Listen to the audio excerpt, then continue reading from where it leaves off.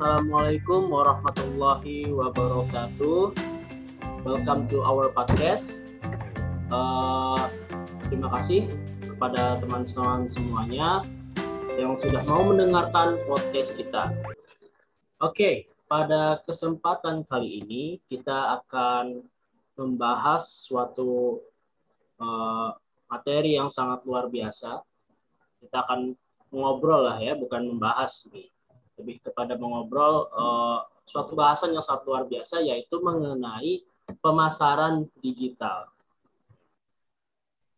Di sini saya Syam Ashari Nugraha dan partner saya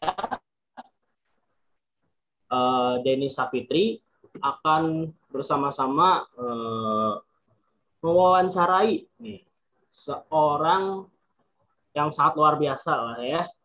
Ini seorang market director, udah komplit di bidangnya.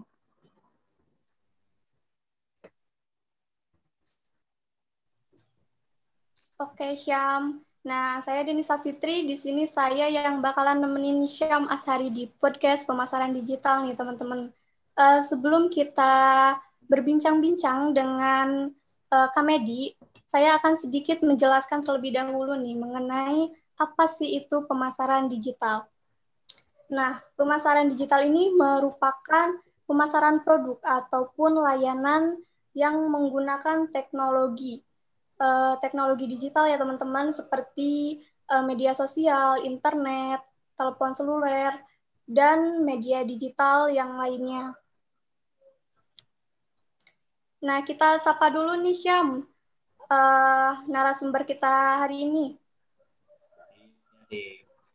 Ya, terima kasih. Selamat datang kepada Kang Medi.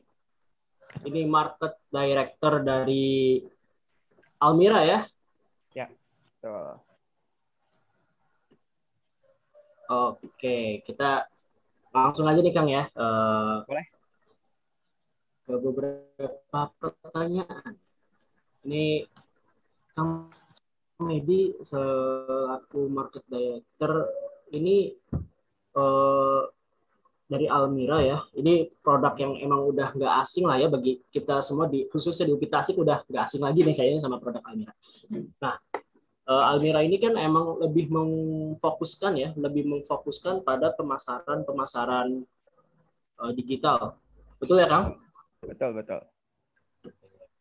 Nah, ini Akang selaku market director-nya nih. Menurut Kang Medi, apa sih itu pemasaran digital? Karena kalau kita lihat saat ini sangat luar biasa gitu, sangat luar biasa. Yang mana mulai dari pelajar SMA, mahasiswa, pasutri gitu ya, itu banyak yang menjalankan kegiatan-kegiatan digital marketing gitu, mau jadi dropshipper, reseller dan lain sebagainya. Menurut Kang Medi sendiri, apa sih itu digital marketing? Ya, kedengarannya Syam? Ya, kedengeran. Okay. Kalau menurut saya sendiri sih, pemasaran digital adalah sebuah representatif dari beradaptasinya manusia gitu. Seperti kita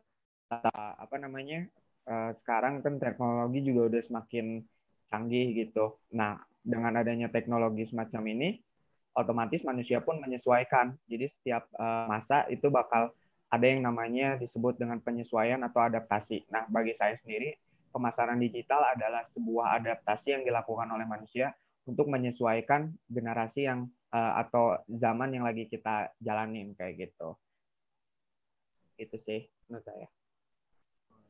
Jadi bentuk penyesuaian dari manusia itu sendiri, khususnya kalau dalam hal itu dalam memenuhi kebutuhan. Betul.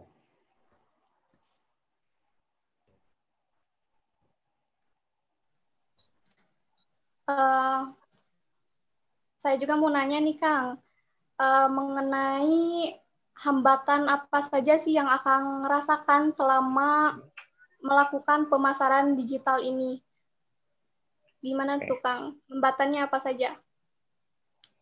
Kayaknya saya bicara secara umum dulu ya, general dulu. Bagi saya permasalahan ini dihadapin bukan cuma brand-brand kecil kayak Almira, ini juga dirasain atau menjadi sebuah masalah untuk perusahaan-perusahaan besar. Kita tahu bahwa di era disrupsi seperti sekarang, permasalahan kita atau lawan kita itu bukan hanya kompetitor yang berjualan bisnis yang serupa dengan kita, tapi ada lawan yang tidak terlihat, yaitu apa? Perkembangan. Dan kita juga sebagai pelaku usaha harus menyesuaikan ini gitu. Dan kalau ditanya tadi apa kendalanya tadi, kendala untuk sekarang ini adalah menyesuaikan dengan era disrupsi seperti yang tadi saya bilang. Karena kita tahu misalkan saya ambil contoh Nokia, Kodak, itu adalah produk-produk atau brand-brand perusahaan-perusahaan yang gagal menyesuaikan diri dengan era disrupsi seperti sekarang. Yang tadi saya bilang di awal nih, bahwa disrupsi seperti sekarang ini kata kuncinya itu ada di beradaptasi gitu. Nah, poinnya adalah dari jawaban saya untuk pertanyaan tadi adalah sulitnya menyesuaikan atau beradaptasi dengan era disrupsi seperti sekarang karena lawannya itu nggak terlihat gitu. Demand konsumen itu bakal beda ketika sebelum era disrupsi dan sekarang sedang era disrupsi gitu. Kayak gitu sih. Jadi lebih sulit di beradaptasinya kayak gitu.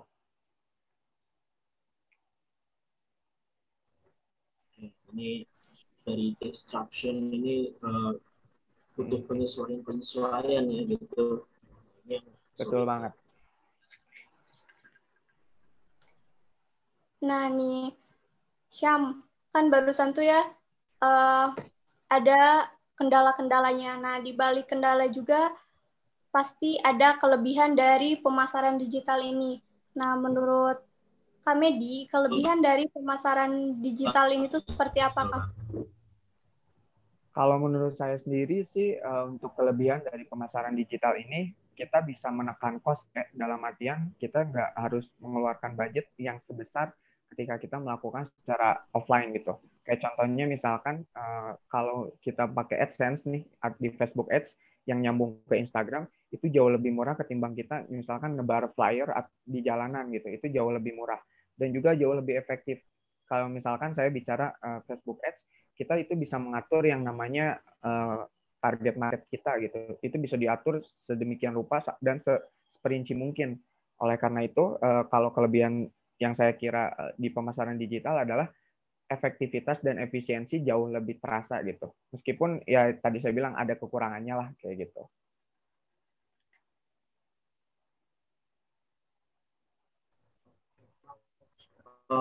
Dan kalau kita tadi ya menggunakan pemasaran digital melalui Facebook Ads, Instagram, dan di Instagram mungkin bisa menjangkau pasar yang lebih luas juga ya Kang. Betul banget, betul.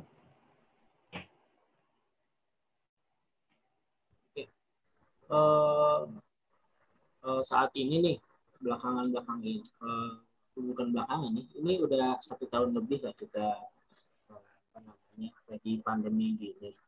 Memang saat pandemi ini kita semua tahu lah ya pemasaran yang paling efektif adalah pemasaran yang dilakukan secara digital. Betul. Nah, otomatis banyak pesaing-pesaing nih Kang.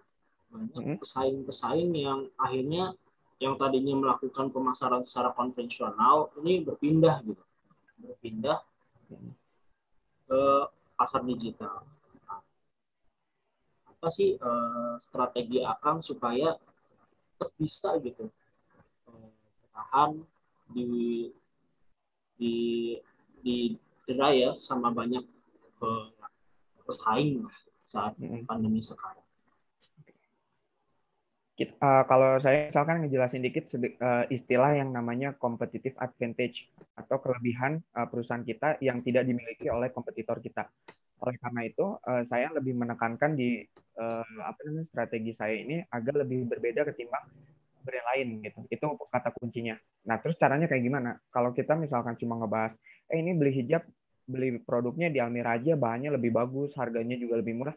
Menurut saya itu udah terlalu kuno gitu. Makanya yang saya jual di brand saya ini lebih ke konsepnya itu tadi. Misalkan contoh saya ada program kemarin baru launching namanya program Sayembara Sale. Ini tuh bisnis model marketing multi marketing level. Nah, ini tuh salah satu terobosan yang dilakukan kita untuk biar bisa mengalahkan kompetitor-kompetitor kita tadi gitu. Kayak gitu sih. Nah, juga tambahan dikit sih. Terus juga kita caranya ya memperbanyak brand awareness juga gitu. Kita mempertajam AIDA. AIDA itu misalkan aware, interest, desire, sama action dan segala macamnya. Oleh karena itu, saya juga membuat campaign juga. Kedepannya bakal ada campaign yang apa ya yang bisa diterima oleh masyarakat gitu secara cepat dan juga bisa mewabah kayak gitu. Banget. Oke, ini sangat luar biasa ya. Banyak yang bisa kita peroleh nih dari pembicaraan kita hari ini ya, Denis ya. Betul, Syam. Nah, agar kita bisa mencontoh nih, Kang ya, pemasaran digital yang telah Akang jalankan, kita minta nih Kang tips-tips dan motivasi biar kita semua pada semangat gitu Kang menjalankan bisnis sesuai pengalaman Akang. Oke, kalau saya ditanya kenapa saya bersemangat untuk berjuang ngeluarin effort besar untuk Almira sendiri, yaitu brand saya, karena saya merasa bahwa saya kuliah tinggal hanya at least 1,5 atau 2 tahun lah ya, tinggal segitu lagi. Nah, ketika nanti misalkan kita udah lulus kuliah, pressure-nya itu nggak seperti kita saat kuliah gitu, karena kita punya tanggung jawab, kan kita juga disekolahin biar punya pemasukan yang bisa memakmurkan kita gitu. Dalam artian, kalau misalkan sekarang nih kita masih di tanggungan orang tua, jadi kalau kita punya planning bisnis atau segala, langsung jebret aja gitu, jangan nunggu entar-entar, kita coba aja, gagal coba lagi kayak gitu. Nah, daripada nanti nunggu setelah wisuda ataupun setelah beres perkuliahan, itu pressure-nya nggak sama ketika waktu lagi kuliah gitu. Itu yang membuat saya semua hal dicoba gitu, meskipun saya akuin gitu, Almira itu banyak mengalami kerugian melalui percobaan sebelumnya gitu. Kita misalkan ada masalah dengan investor waktu itu, terus juga kita kan kita trial to error ya, belajar dari kesalahan gitu. Nah, otomatis cost-nya itu besar kayak gitu. Nah, jadi yang bisa saya sampaikan ke teman-teman adalah mulai bisnis dari sekarang aja gitu, terutama untuk yang masih semester 2, semester 4, langsung jebret aja, punya planning jebret gitu. Cobain aja, gagal coba lagi kayak gitu. Terus juga kalau tips pemasaran, saya rasa kenali dulu brand kalian tuh mau seperti apa gitu. Apa yang pengen pengalaman seperti apa yang pengen kalian sampaikan ke customer gitu. Nah, nanti kalau udah itu kalian bisa rinciin lagi gitu. Caranya tuh gimana biar konsumen ini bisa mengenal brand kalian. Kayak gitu. Untuk masalah Instagram Ads, Facebook Ads itu mah bisa menyesuaikan lah. Yang penting basicnya dulu, fondasinya dulu, brand kalian tuh mau seperti apa. Kayak gitu. Itu sih pengalaman saya. Oke, ini luar biasa banget. Jadi kita harus membiasakan diri dulu dengan kegagalan-kegagalan ya. Masa muda kita diisi dengan ya kegagalan, sehingga kita sudah terbiasa dan sukses di masa yang akan datang. Oke, sebenarnya kita ingin ngobrol lebih panjang ya Denis ya, cuman karena memang waktu yang terbatas, ini luar biasa banget materi yang telah disampaikan, kita jadi tidak bisa berlama-lama nih.